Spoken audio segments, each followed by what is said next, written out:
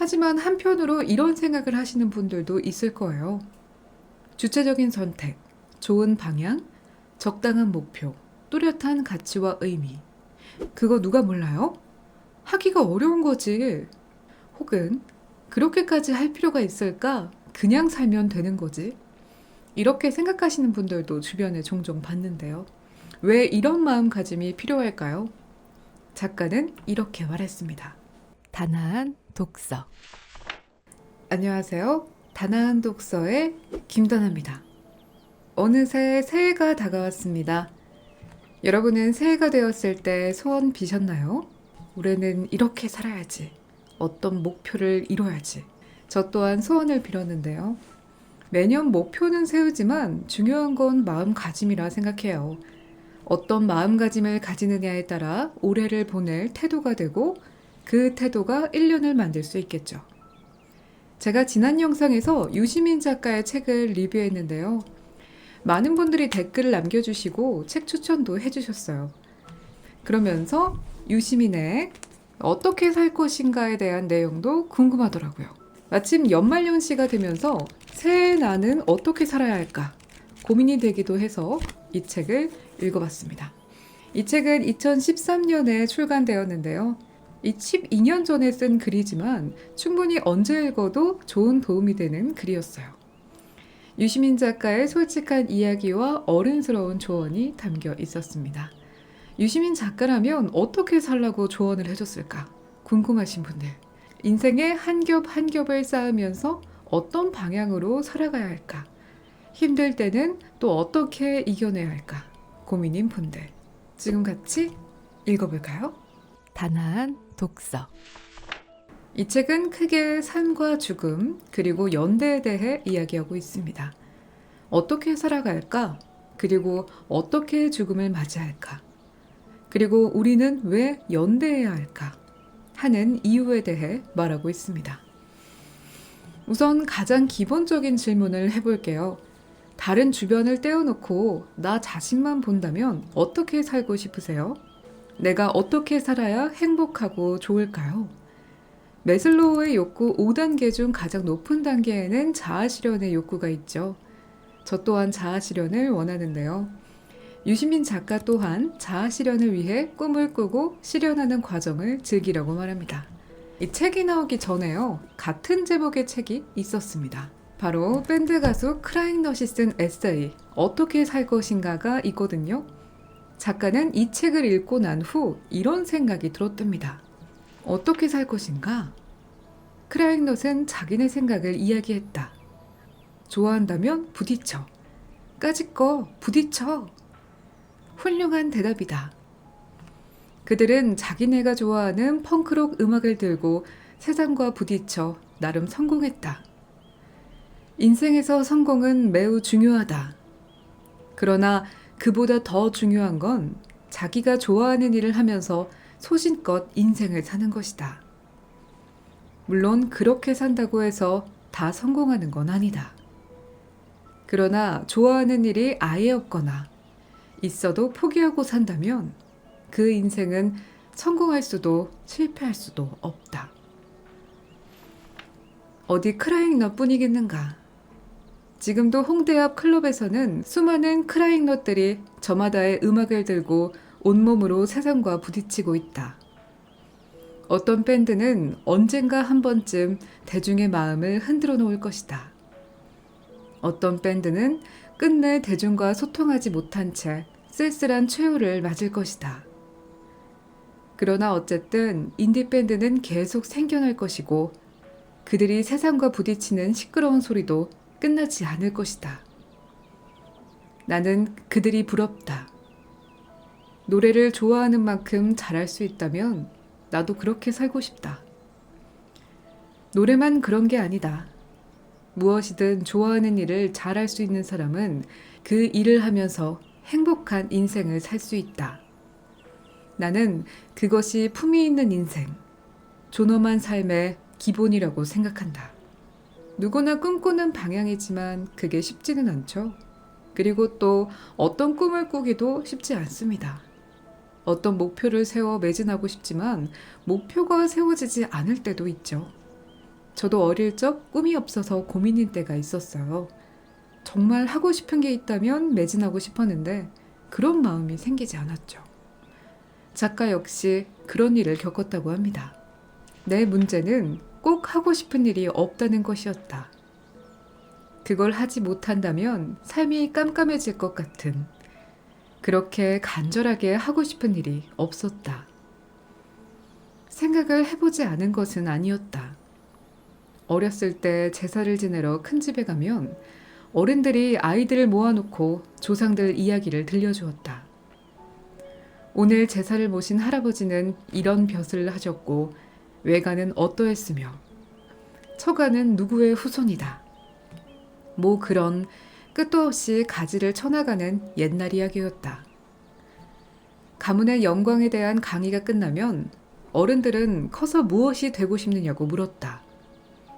모범 답안은 판사나 검사였다. 의사나 공무원도 대충 정답으로 통했다. 그와 다른 대답은 어른들을 실망하게 만든다는 것을 알았기에 나는 판사가 되겠다는 모범 답안을 말하곤 했다.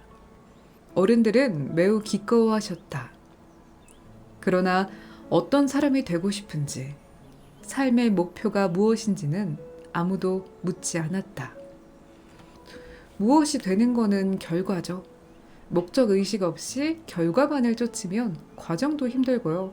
또 그 결과가 감당해야 할 일들에 대해서도 제대로 알지 못해 해내기가 어려운데요. 그래서 결과만 주목하기보다는 어떤 방향을 원하는지, 어떤 삶을 살기를 원하는지부터 차근차근 스스로에게 물어봐야겠죠. 언젠가는 죽어야 하고 잊혀질 수밖에 없는 것이 숙명이라면 우리가 해야 할 것은 오직 하나이다. 살아있는 동안 지금 바로 여기에서 나를 나로 인식하는 철학적 자아가 삶의 기쁨을 누리는 것이다. 나는 왜 자살하지 않는가? 무엇을 할 때 살아있음을 황홀하게 느끼는가? 지금 하고 있는 이 일이 내가 진정 하고 싶은 것인가? 내 삶은 나에게 충분한 의미가 있는가? 스스로 이렇게 물어야 한다. 이 질문에 대답할 수 없다면 인생의 의미도 삶의 존엄도 없는 것이다. 저 또한 이 대목을 읽으면서 스스로에게 질문을 해보기도 했습니다. 나는 어떤 사람이 되고 싶을까? 그걸 해서 행복할까? 그러면 어떤 준비를 해야 할까? 이 질문은 단순하지만 꼭 필요한 과정이었습니다. 그리고 작가는 그 선택과 책임도 같이 져야 한다고 말합니다. 닥치는 대로 산 것은 전적으로 내 책임이다. 다른 사람이나 세상을 원망할 수 없다. 세상은 제 갈 길을 가고 사람들은 또 저마다 자기 삶을 살 뿐이다. 세상이, 다른 사람이 내 생각과 소망을 이해하고 존중하고 배려해 준다면 고맙겠지만 그렇지 않다고 해서 세상을 비난하고 남을 원망할 권리는 없다고 생각한다. 소극적 선택도 선택인 만큼 성공이든 실패든 내 인생은 내 책임이다. 그 책임을 타인과 세상에 떠넘겨서는 안 된다. 삶의 존엄과 인생의 품격은 스스로 찾아야 한다. 죄악과 비천함에서 자기를 지키는 것만으로는 훌륭한 삶을 살 수 없다. 악당과 괴물이 되지 않았다고 해서 훌륭한 것은 아니다. 무엇이 되든 무엇을 이루든 자기 결정권 또는 자유의지를 적극적으로 행사해 기쁨과 자부심을 느끼는 인생을 살아야 훌륭하다고 할 수 있다. 나는 그렇게 믿는다. 내가 선택하고 내가 책임지는 삶, 주체적인 삶인데요. 저는 한편으로 내가 감당할 수 없는 안 좋은 상황들, 그것을 탓하지 않고 내가 책임져야 한다는 부분에서 단단하고 강한 자아를 만들어가는 그 과정이라 생각했어요. 그러면 내가 원하는 꿈을 향해 기쁨과 자부심을 느낄 수 있도록 열심히 달려가 볼까 생각할 수 있죠. 그럼 훌륭한 인생을 사는 걸까? 그렇게 하신 분들도 있을 거예요. 저도 해봤지만 결코 쉬운 길은 아닌데요. 세상이 내 뜻대로 따라주지도 않고 원하는 만큼 되지도 않습니다. 그 과정에서 좌절을 경험하고 또 포기를 선택하게 되기도 하는데요. 작가는 그 과정도 알고 있기에 이런 조언을 덧붙였습니다. 열정과 재능의 불일치는 회피하기 어려운 삶의 부조리이다. 재능이 있는 일에 열정을 느끼면 제일 좋다. 그러나 열정을 쏟을 수 있는 일이기만 하다면 재능이 조금 부족해도 되는 만큼 하면서 살면 된다. 경쟁은 전쟁이 아니다. 저도 죽지는 않는다. 이겨서 꼭 행복한 것도 아니다. 사람은 저마다 가진 것으로 인생을 산다. 가진 것이 많다고 꼭 행복한 건 아니다. 적게 가져도 행복할 수 있다. 끝없는 경쟁 속에 살아야지만 즐기면서 경쟁에 임하면 이겨도 이기지 못해도 행복할 수 있다는 것이다. 세상에는 오르지 못할 나무가 너무나 많다. 곳곳에 넘을 수 없는 4차원의 벽이 서 있다. 도전하지도 않고 포기하는 것도 어리석지만 오르지 못할 나무와 넘을 수 없는 벽에 매달려 인생을 소모하는 것 역시 어리석다. 모든 나무와 모든 벽을 오르고 넘어서야 행복한 삶. 성공하는 인생을 살 수 있는 게 아니다. 내게 적합한 나무. 노력하면 넘을 수 있고 넘는 게 즐거운 벽을 잘 골라야 한다. 그렇게 해야 인생이라는 너무 짧은 여행을 후회 없이 즐길 수 있다. 정답은 없다. 우리는 각자 정체성이 다른 자아들이다. 누구도 타인에게 삶이 어떤 의미를 가져야 한다고 대신 결정해 줄 수 없다. 삶의 의미는 사람마다 다를 수 있다. 중요한 건 나름의 답을 가지고 사는 것이다. 스스로 의미를 부여하지 못하는 삶은 훌륭할 수 없다. 아무리 많은 돈과 큰 권력을 가지고 있어도, 아무리 유명한 사람이라고 해도 의미를 모르는 삶은 비천하고 허무할 뿐이다. 숱한 고난을 받고 살다가 모진 핍박을 받아 죽을지라도 스스로 뚜렷한 가치와 의미를 부여하며 살았다면 훌륭한 인생이다. 저는 앞에 내게 적합한 나무를 고르라는 말을 유심히 보게 됐어요. 저도 사실 욕심이 있고 또 긍정적으로 미래를 생각하니 자꾸만 꿈과 욕심이 커지게 되거든요. 근데 그게 크니까 그걸 향해 가는 과정에서 만족하지 못하고 한편으로 기대를 하니 실망만 돌아오게 됐었어요. 인생이라는 짧은 여행을 후회 없이 즐기려면 역시나 내게 적합한 나무를 고르는 게 중요했던 거죠. 하지만 한편으로 이런 생각을 하시는 분들도 있을 거예요. 주체적인 선택, 좋은 방향, 적당한 목표, 뚜렷한 가치와 의미. 그거 누가 몰라요? 하기가 어려운 거지. 혹은 그렇게까지 할 필요가 있을까? 그냥 살면 되는 거지. 이렇게 생각하시는 분들도 주변에 종종 봤는데요.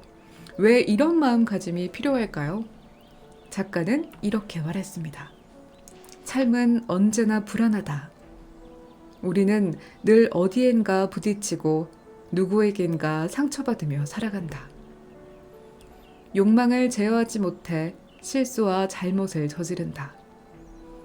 남들은 다 잘해 나가는데 나만 헤매고 있다는 자괴감에 빠진다. 아무도 나를 이해해주지 않는 것 같아 깊은 외로움을 느낀다. 마음이 온통 폐허가 되어 차라리 죽어버리면 좋겠다는 충동에 휩쓸리기도 한다. 누구에게나 인생은 그런 것이다. 그러나 내 삶의 의미가 무엇인지 분명하게 아는 사람은 아무리 큰 상처를 받아도 다시 일어나 스스로를 치료한다. 반면 삶의 의미를 찾지 못한 사람은 작은 불운에도 쓰러지고 만다. 아프니까 청춘이다. 이 말도 위로를 준다. 우리 현대사에 아프지 않은 청춘은 없었다. 내 할아버지 세대는 청춘기에 나를 빼앗겼다. 아버지 세대는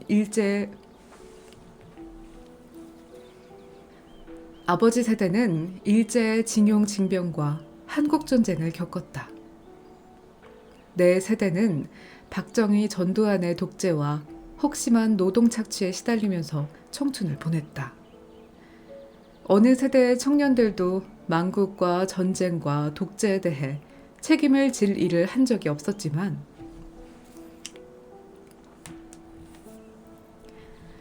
어느 세대의 청년들도 망국과 전쟁과 독재에 대해 책임을 질 일을 한 적이 없었지만 어떻게든 그 고통을 견디면서 의미 있고 존엄한 삶을 찾으려 분투했다.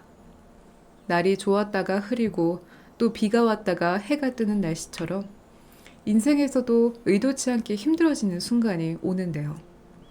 그럴 때 삶의 의미를 아는 사람은 다시 일어날 수 있다는 것. 사회 전체를 넓게 바라보며 모든 이에게 해줄 수 있는 함축적인 말이라 생각했습니다. 그래서 언제나 여러분도 힘들 때 이 문단을 떠올리면 좋을 것 같습니다. 삶의 의미를 찾아서 일어나려 했지만 자꾸만 나를 피곤하게 하는 상황과 사람들이 있죠. 나는 잘하려 했는데 사람들이 내 말을 들어주지 않아서, 혹은 세상이 정말 말도 안 되게 돌아가서, 못된 사람들만 너무 넘쳐나서 잘 살려고 해도 나를 피곤하게 만들기도 하죠. 역시나 세상은 혼자 사는 게 아니기 때문에 이 또한 불가피할 수 있는데요. 작가는 여기에 대해 개인적인 경험을 이야기해 줬어요.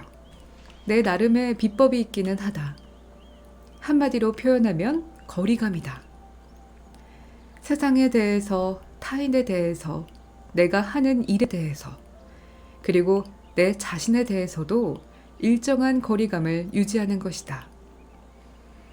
나는 좋은 세상을 원하지만 그 소망이 이루어지지 않는다고 해서 세상을 저주하지는 않는다. 좋은 사람들을 사랑하지만 무조건적이고 절대적인 사랑을 믿지는 않는다. 내 생각이 옳다고 확신하는 경우에도 모두가 그것을 받아들여야 한다고 주장하지는 않는다. 내가 하는 일들은 의미가 있다고 믿지만 그건 어디까지나 내 생각일 뿐임을 인정한다. 삶이 사랑과 환희와 성취감으로 채워져야 마땅하다고 생각하지만 좌절과 슬픔, 상실과 이별 역시 피할 수 없는 삶의 한 요소임을 받아들인다. 정말 필요한 부분이죠. 이 거리 간격을 유지하는 게 여러 면으로 우리의 인생을 크고 넓게 만들어줍니다. 그리고 모든 것을 받아들이고 수용하는 자세도 필요하고요. 여러분은 거리감을 유지하고 있나요? 단아한 독서. 제가 가져온 문장들은 주로 많은 이들에게 공감이 되는 부분을 가져온 것이고요. 책에는 이 문장에 덧붙여진 작가의 개인적인 이야기, 솔직한 자기 반성과 우리나라를 살아오며 겪은 사회적인 이야기, 그리고 그 안에 감춰진 이야기가 많이 담겨져 있습니다. 작가의 경험을 듣다 보면 꽤 부단히 노력을 했고 그 과정을 통해 단단해진 어른으로서 해주는 말이 많았습니다. 작가의 숨겨진 더 많은 이야기가 궁금하다면 책을 읽어보시는 걸 추천합니다. 그리고 또 제가 다루지 않았던 부분이 정말 많은데요. 저는 30대라서 제가 필요하고 또 재밌었던 부분이 있었고요. 죽음에 대한 고민, 또 자식에 대한 고민, 어른으로서의 고민 등 인생의 전체적인 부분에 대해서 이야기하니 이 책을 한 10년 뒤에 세상을 경험하고 또 읽어보면 감회가 새로울 것 같습니다. 여러분의 생각은 어떠신가요? 의견이 있다면 댓글로 편하게 남겨주시고요. 좋아요, 구독, 알림 설정 해주시길 바랍니다. 그럼 저는 다음 책으로 돌아오도록 하겠습니다. 새해 복 많이 받으시고요. 단아한 독서의 김다나였습니다.